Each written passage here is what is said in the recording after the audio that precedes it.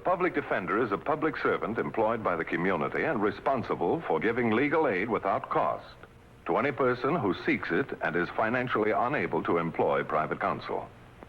It is his duty to defend those accused of crime until the issue is decided in a court of law. All of us have known moments when the whole world seemed turned against us. This is the story of a boy caught in such a moment of despair.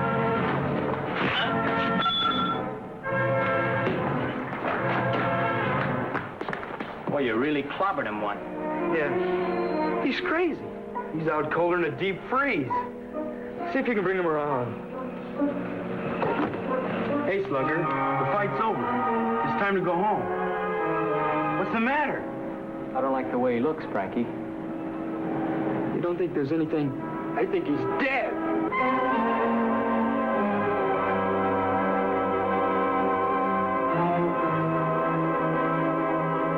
You're on a pretty serious charge, Frankie. But I didn't kill him, Mr. Matthews. I mean, it was just an accident. An awful accident. It says that you struck him. I know. But it was his head hitting the pavement that did the damage, not the punch. Well, that's possible, but it still has to be proven. But I had to hit him, Mr. Matthews. He was coming at me with that piece of pipe.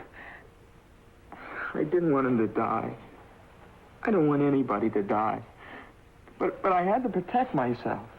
I agree. But if I'm going to help you, I have to know the truth. I want you to be honest with me, Frankie. But that's what I'm doing, sir. I want to believe you, Frankie. But it's not going to be easy to convince a jury that you were protecting yourself from unprovoked attack by someone like Paul Harris. But it happens to be the truth, Mr. Matthews. If it is, we'll be all right. Listen, Mr. Matthews, I swear to you, he started. Why? I don't know why. For no reason at all. He's the last guy you'd expect to do something like that. He was what we called a sissy, Mr. Matthews, a mama's boy. A mama's boy? But I liked him, Mr. Matthews. He wasn't a bad kid. I didn't want him to die. Mama's boy or not, I didn't want him to die. Mama's boy. Mama's boy. The only way to strengthen my client's case was to unravel the mystery of why a mama's boy would start a fight to the death. The first thing was to interview Mama. Mrs. Harris, I'm Bart Matthews, the public defender. Won't you sit down, Mr. Matthews? Thank you. I'm terribly sorry about the death of your son. Please, Mr. Matthews, I'd rather not talk about it. I'm sorry, but I have to. You see, I'm defending another boy. A young hoodlum. A murderer. And you're defending him. Everyone has the right to be defended in a court of law. But he killed my son. My Paul. Don't you understand? He killed my only child. I understand, Mrs. Harris. I know what a terrible blow this has been to you. I loved him so. He was all I had left in the world. Mrs. Harris, tell me something about your boy. He was the finest, most wonderful boy who ever lived. Did he ever get into any trouble with any of the other boys? No. He was so well-mannered. Too good for the others. That's why they resented him. Then there was some difficulty. No. Paul never did anything wrong. Those other boys, always trying to get him into trouble. What kind of trouble? It was never his fault when things went wrong. He was a good boy. I protected him. I always protected him. You always protected him. Do you think that was the wisest thing you could have done, Mrs. Harris? Well, I was his mother, wasn't I? Yes, you were his mother. Well, then, of course, I had to protect him. That's what a mother's for, isn't she? To stand by her son when he needs her. Like the first time those boys tried to get him into trouble. You're right, two. Out of the way, Frankie. One more and you retire this side. Hey, look who showed up for pitching practice. Christy Matheson himself. Hi, Frankie. Hi, fellas. Hiya, Christy, old boy. How's the arm today? Arm? Oh, fine. It's fine, I guess, Arm. Think you could throw a couple of strikes? He couldn't hit the broadside of a barn. He couldn't even hit if it was 10 feet away from him. Could you, Percy? Don't call me that. Hey, cut it out. Okay, Frankie. Come on. You want to try throwing one, Paul? I don't think I better. Ah, sure, go ahead. How you ever gonna learn? I'm not much of a ball player. Oh, sure you are. You just need practice, that's all. Come on, try tossing one. Get him out of the windup. I told you that guy couldn't hit the side of a barn. Hey, police! Get out of here! Police! There's everyone here. You hoodlums. Officer, look at my window. They smashed it. My son, Paul, arrested. I almost died until that taxi could get me down to the police station. Were the other boys there as well? Of course, they arrested all of them.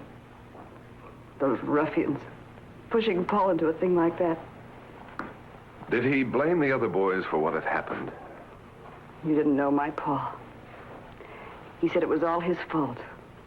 And of course you didn't agree with that, did you, Mrs. Harris? Certainly not.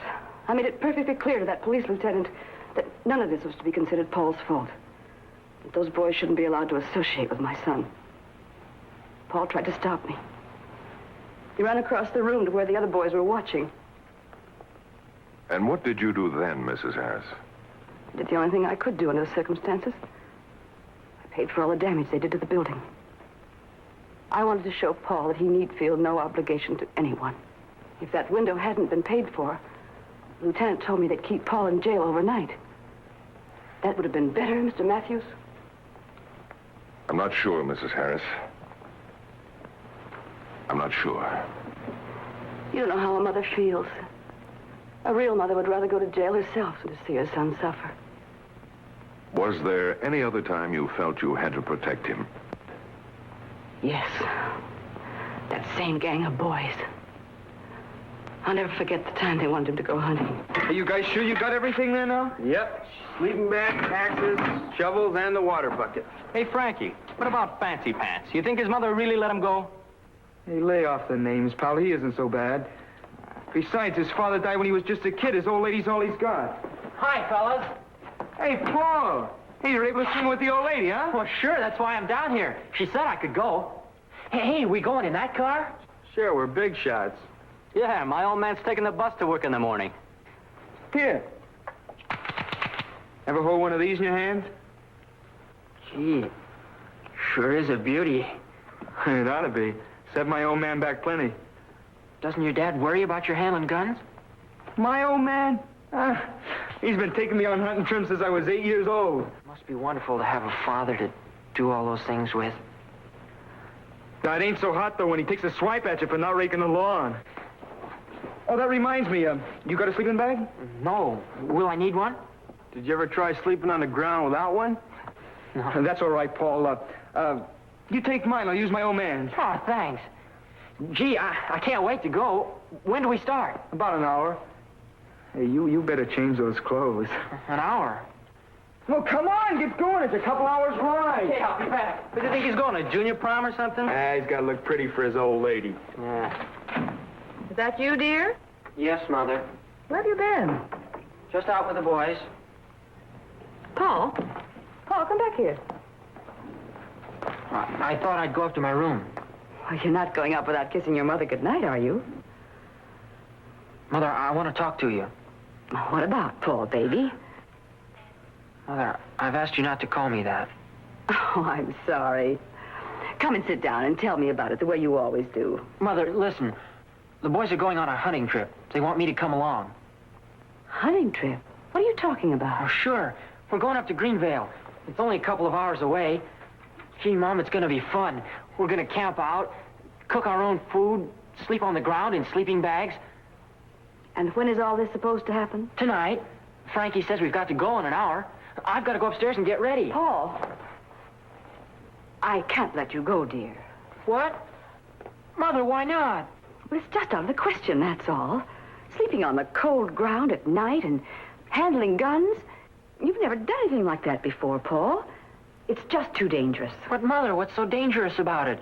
Why, Frankie and the other guys have been going hunting since they were 8 years old. I'm only thinking of your welfare, dear.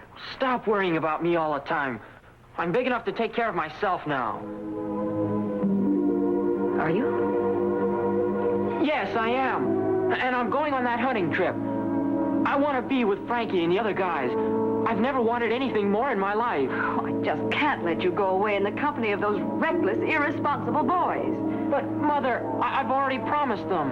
How can I tell them I can't go? Oh, I'll tell them for you, dear, if it'll help. No, you won't. Paul, you cannot go. That's all there is to it. I hate you. Paul. I hate you.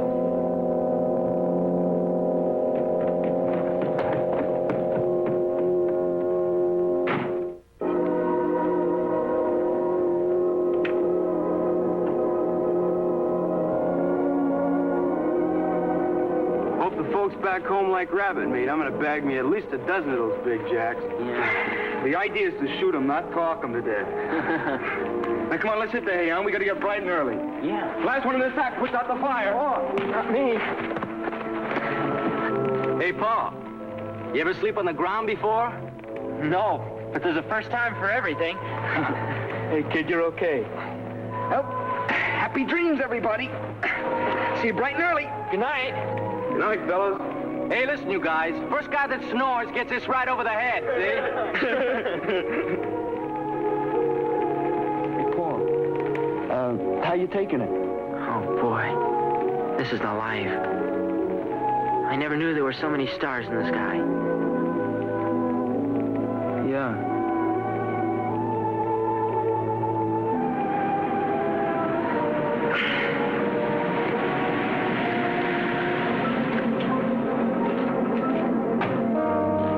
Hey, what's going on? Highway Patrol. Is there Paul Harris here? I'm Paul Harris. What do you want? We haven't done anything. We're just camping out. Now, take it easy, son. We're only trying to find Paul Harris. What's the idea? There's been an all-points bulletin issued to find you. Me? Yes, son. Your mother filed a missing persons complaint. I'm afraid we'll have to take you in.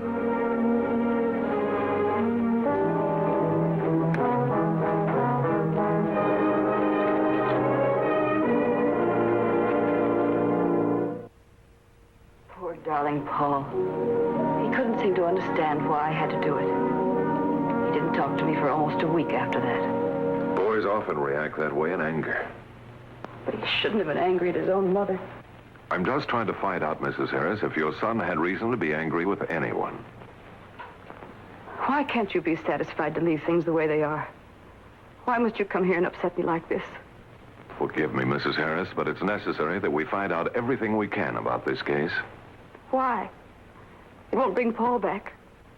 But another boy's life is at stake now. Yes, and he's guilty of murder. It may not be murder. It might be something else. What do you mean? What's the last thing you remember about your son? Was there a difference of opinion between you? Any argument? Of course not. Are you sure, Mrs. Harris? You said what I was doing wouldn't bring Paul back. Sending another boy to his death won't bring Paul back either. I'm sure you wouldn't want that, Mrs. Harris. No, I don't think I would. Then tell me, what went on the night before he died? Did anything happen? Yes. Something did happen. It was a terrible night. It had been raining for hours. Then I heard Paul at the door. Paul? You're not going out in this rain. Oh, it stopped raining, Mother. Oh, but darling, it's been pouring. Unless it's something terribly important. Well, it is important, Mother. It's that club up at school. After all these years, I've finally been invited to join. Well, dear, you never told me. It's sort of a secret club, Mother. I'm not supposed to talk about it. Tonight's the initiation. Oh, they won't do anything violent, will they? Oh, no. Just sit around and take some sort of secret oath, that's all. Oh. Well, if that's what you want, Paul, dear, you go right ahead. But you're not going out without your raincoat and rubbers. Oh, but, Mom, none of the other fellas wear them. Well, I don't care about the other boys, dear. You're far more delicate than they are. When you were 9 years old, you had pneumonia, and I almost lost you. Don't forget that since your father died, you're all I have left in this world. We don't want to take any chances, do we? No, Mother. Now kiss Mother goodbye. Bye, dear.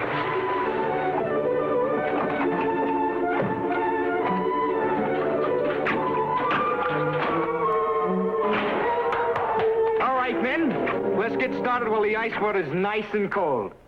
Jimmy English, You ready to pass the character test for admission into the secret order of the Mohawks? Ready and willing. All right, men. Escort the noble pledge to the royal bath.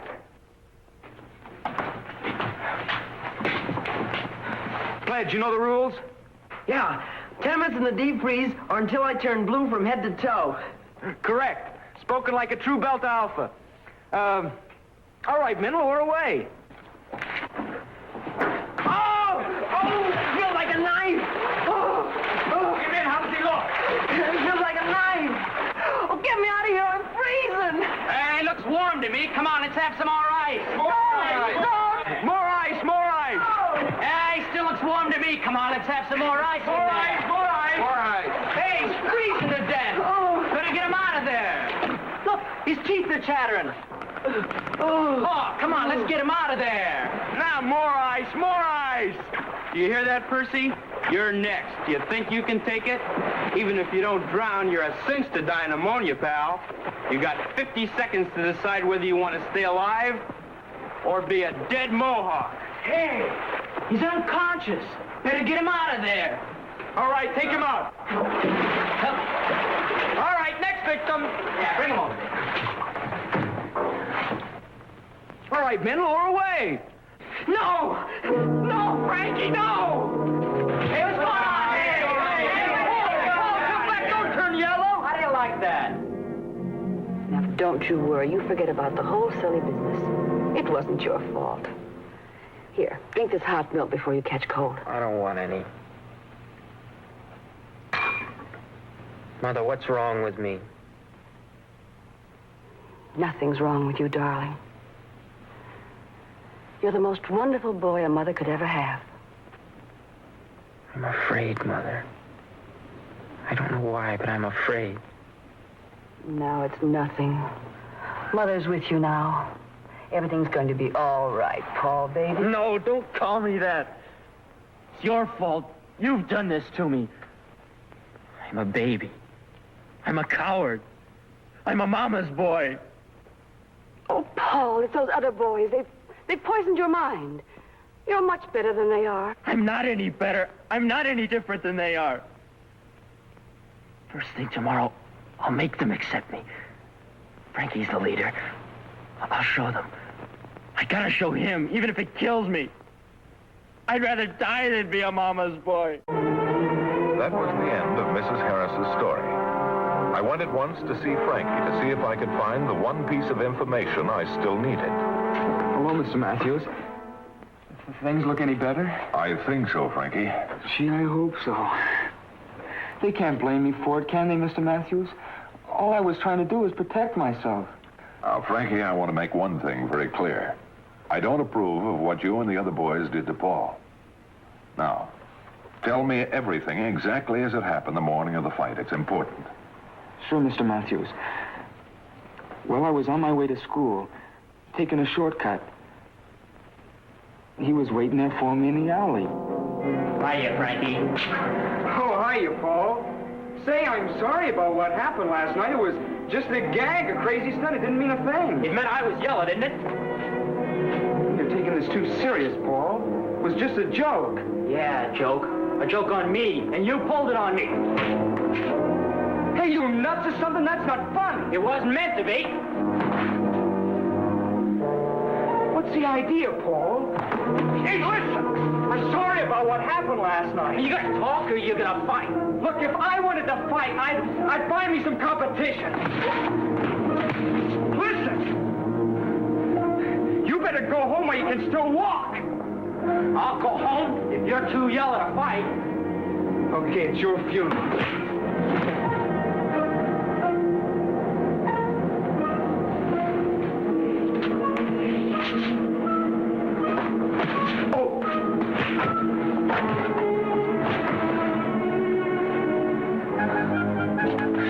You had enough?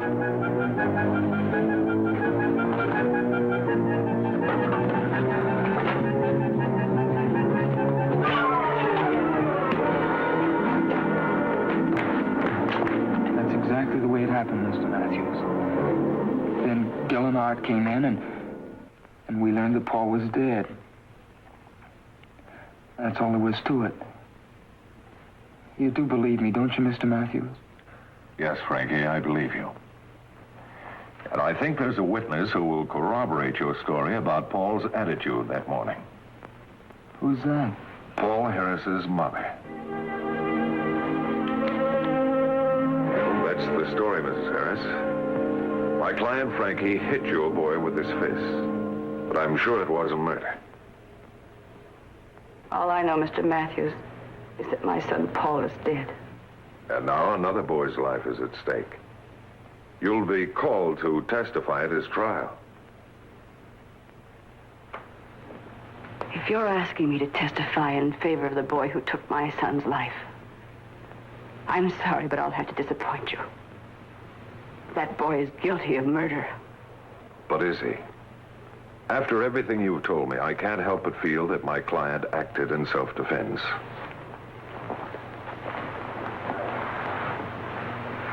Thank you for everything, Mrs. Harris. And I'm sure that when you testify tomorrow, you will say what you feel is right.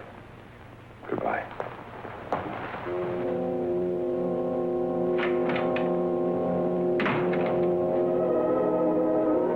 Thank you for everything, Mrs. Harris. And I'm sure that when you testify tomorrow, you will say what you feel is right.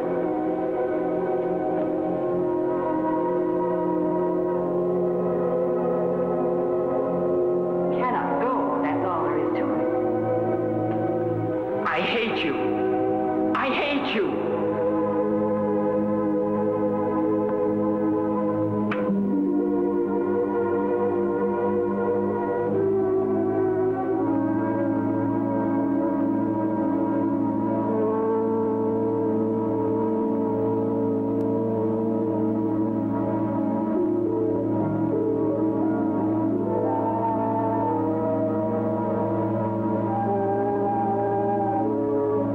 I'd rather die than be a mama's boy.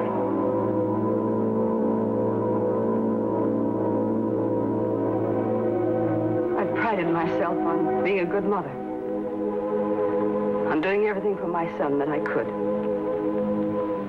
But I required too much in return. I denied him the right to live his own life. And because of that, he tried to prove he was a man. That boy sitting at the defense table is not guilty of my son's death. If anyone is guilty, I am. As a result of Mrs. Harris's testimony and proof that Frankie acted in self-defense, he was completely cleared. We have had numerous cases where lack of parental care contributed to crime. This is one of many where overwhelming attention can destroy a child's identity and lead to violence. The case you have just seen was brought to a fair and just conclusion through the efforts of a public defender.